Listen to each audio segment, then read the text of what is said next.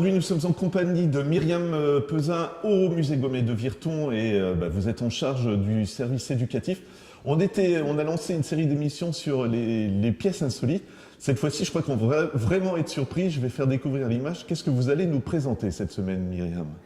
Ben voilà, je vous laisse filmer cet objet totalement insolite, une pièce de collection décorée par Marguerite Brouon. C'est le cercueil de Marguerite. Alors, Marguerite Brouon est une artiste virtonaise, originale.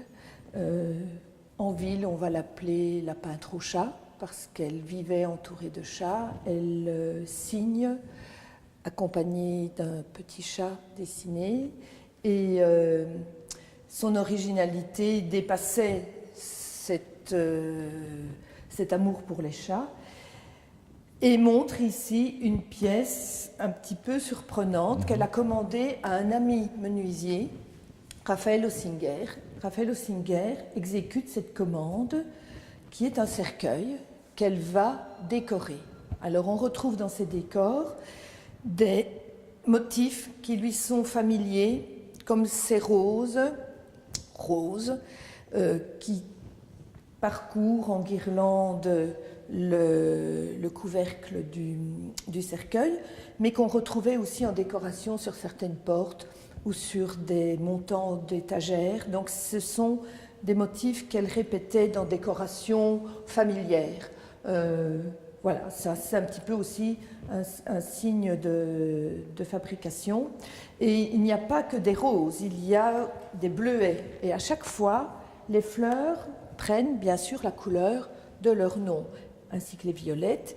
Et ce cercueil porte vraiment en son cœur, un énorme cœur rose, et qui va vraiment attester de l'importance d'un étui comme celui-ci. Il est tellement joliment décoré qu'il ne pouvait contenir que quelque chose de très précieux, et au-delà de la préciosité, quelque chose ou quelqu'un que l'on aime.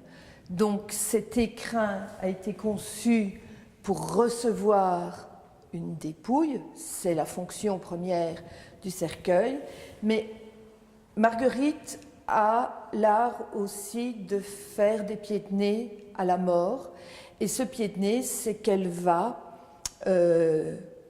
dériver la fonction de ce cercueil, puisqu'elle va en faire un bar.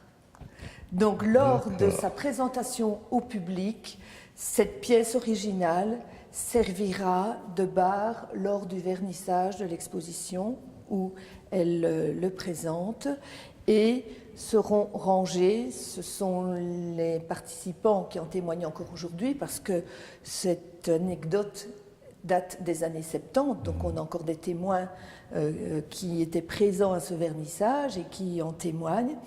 Et dans la bière étaient rangés